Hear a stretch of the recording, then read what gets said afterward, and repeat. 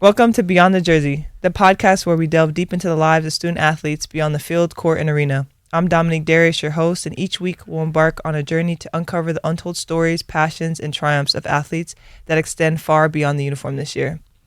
Please welcome my first guest of my podcast. Go ahead, I don't want to introduce you. Go ahead and introduce yourself. It's your girl, Clarice, in the cut. Wanted to get Clarice on here just because she has a really amazing story. If you guys followed this year's season or anything, Clarice had big moments this year, from starting in the UCLA game to playing significant minutes and helping us win games. And she also has a side hobby that she'll talk about as we go forward. But just kind of want to start off with how do you feel like the season went? How are you feeling about the off season? And what are you excited to embark on as we kind of have a little downtime and then as we start to ramp it up a little bit? The season was amazing. Very different from my last seasons here at SC. Exciting. Elite 8 is crazy. Yeah, super excited for next year, especially with the new commits.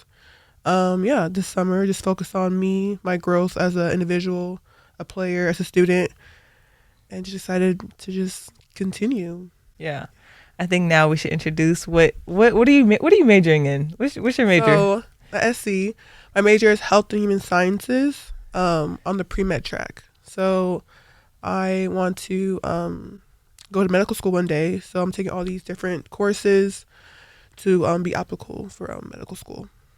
I think what a lot of people ask, I mean, from when we go and engage with fans or people, donors, alumni, they always ask you, like, how do you balance med school and basketball? And I guess where we could start with, like, what made you want to major in your field? Like, it's very impressive. I don't know many basketball players or student athletes that want to go in the medical field. So what made you start that? I always wanted to be a doctor. Before basketball, you can ask. I played for GBL my first year for travel ball, and you can even ask like the Coach Sherry. Like I told her like, hey, I want to be a doctor when I grow up, and I was like in 6th grade. So it's always been a dream of mine. And I'm so fascinated and like very passionate about medicine. So yeah, it's been a dream. Also, I just knew like it wasn't going to be like, oh, since I started playing basketball, I dropped that dream as well. Mm-hmm. Like, I wanted to do both. Mm-hmm. So I got into college. I'm a student, and I got to pick what I wanted to major in. So I majored in Health and Human Sciences, and I just made sure I did all my pre-med requisites. Mm-hmm. So what is that balance like? How do you balance med school, preparing for that, but also performing at a high level? I mean, you had a great year. I mean, I think if people watch the season, they've seen your growth. I've seen your growth personally the past 2 years, and I always tell you how amazing you've done and how much you've grown. But how do you balance that? How do you prioritize both and make sure that you're giving the right attention to both so you could succeed in both? For sure, a process. My freshman year, it was bad. I mean, I was down bad. I was down bad. But I think going through my freshman year and going through that really rough patch helped me grow so much as a student and also as a player, that like it helped me to gain the tools to balance everything. Mm-hmm.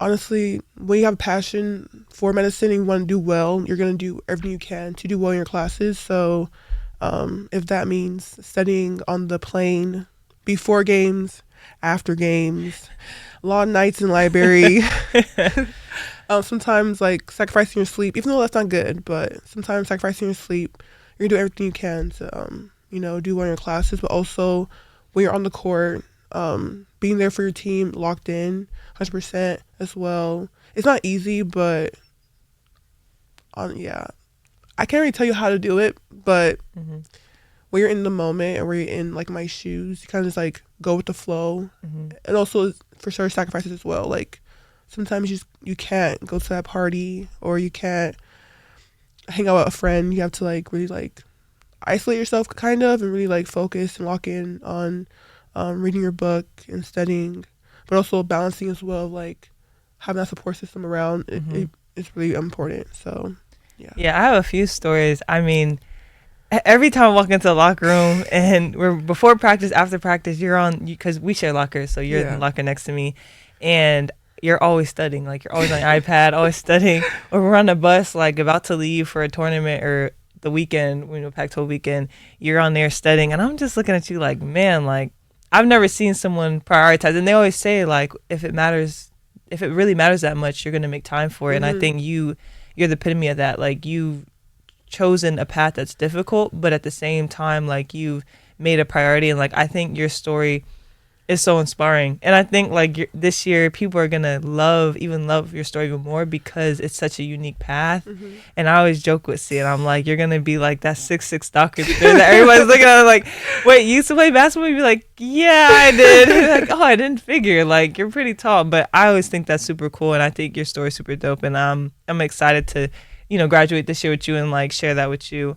What would you sorry, you want to say something? No. Oh. What lesson have you learned through basketball that has helped you with your pursuing med school? Are there any obstacles that you can pinpoint, any stories that you can pinpoint that, like, the physical difference is not there, or there's a physical difference, but like there's a lesson that you were able to apply to med school, or any challenge that you went through that's like, okay, I can apply this? That's a good question. Let's see. Role player. Like, that's very important. I think, me personally, like, if you do watch the games, sometimes I get a lot of minutes. Sometimes I get 0 minutes.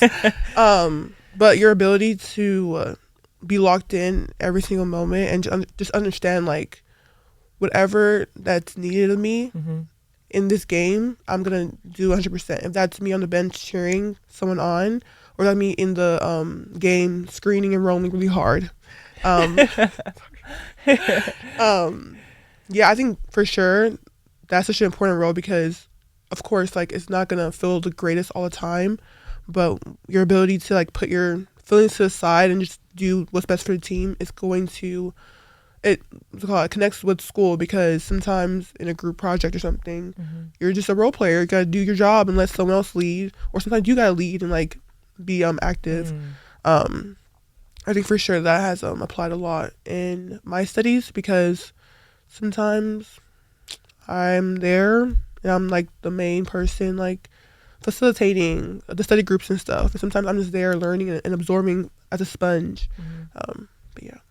Is that something that you had right away as you came into college, or is there a situation or time where you, like, were able to accept that and be like, okay, like, this is my situation, or this is how I have to approach everything? Like, did you come into college with that, or did you learn that gradually as time went on? No, I did not come into college with that.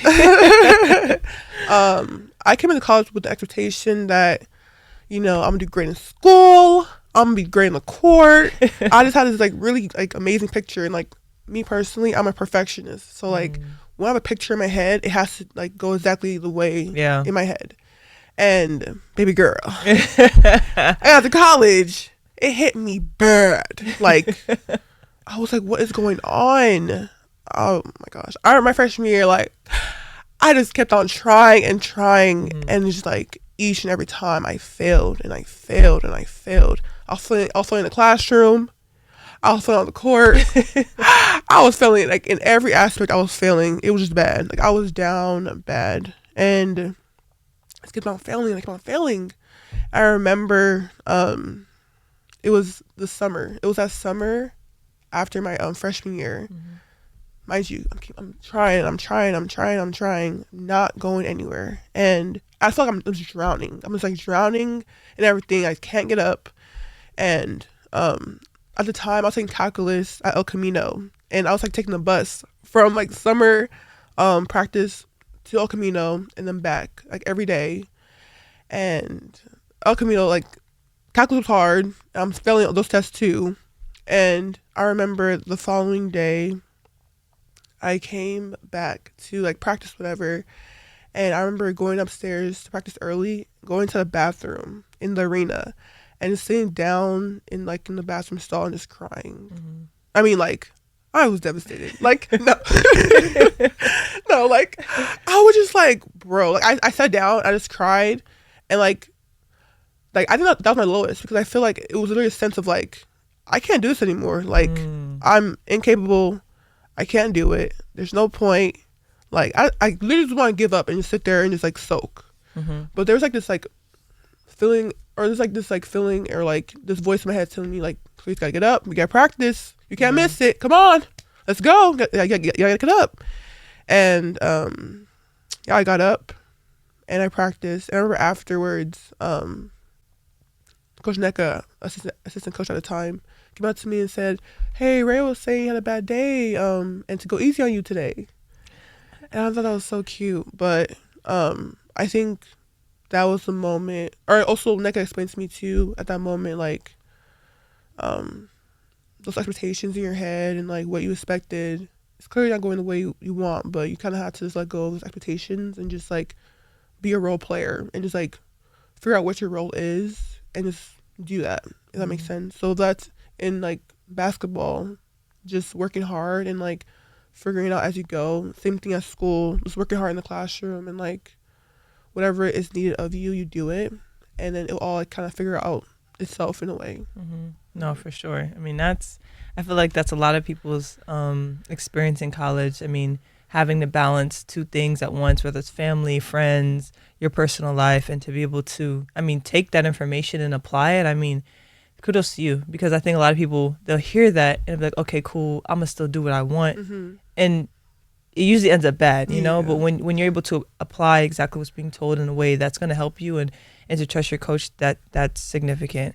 What would you say moving forward is like the thing that you want to focus on? So if like there's a word that you have for this upcoming year, what would you say that is? And explain why that's your word for this year. I think grace. Like just like grace. Like when I think of grace, I think of like someone just kind of like telling you like chill, like go with the flow. Sometimes I'm so hard on myself that like I like fixate on like, oh, what I did wrong, rather than like, and like literally forget everything else I did right. And like sometimes you just gotta be like, you gotta take what you did wrong, what you did right, and then like figure out like, okay, how can I improve? But also kudos to me too for doing something really hard and like you know, sticking through it. But give myself the grace to like, it's okay to sometimes you fall, you gotta get up and like keep on going. But for sure, grace in the classroom. You won't always get the A, and that's okay. I'm still trying to like comprehend that, but in the classroom, like working hard, and sometimes the grade is what it is. And on the court too, like Grace was saying, "Hey, you went out there, you did your best, and it is what it is." So yeah. Do you think if you were to tell Clarice, maybe like high school Clarice or middle school Clarice, do you think that's the word that you would give her to give her a better perspective of understanding on what's to come in the future with college and academics? Or is there another word that you would pick to tell Clarice, like, hey, girl, take a chill pill? Like, like what would you say? What would you say to younger Clarice? I would tell her that it's gonna be a journey, and you're gonna experience a lot. But yeah, I think grace too. Like, give yourself grace. Like, it's okay. Like, all you can do is your best, and after you do that, whatever happens, happens, and you'll figure it out as you go. For sure.